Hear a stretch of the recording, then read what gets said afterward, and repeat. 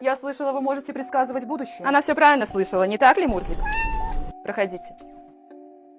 Я, конечно, во все это не верю, но если это не выйдет за пределы моего рабочего перерыва, то почему бы и нет? Да-да, почему бы и нет. Стоимость $20. Плата вперед. $20? И что, вы используете карты Таро? Отлично, присаживайся. Я читаю по твоим По вибрациям. моим вибрациям? Представь, что я пустой сосуд, а твоя внутренняя сила и дух меня наполняют. Ну что, начнем? Давайте начнем.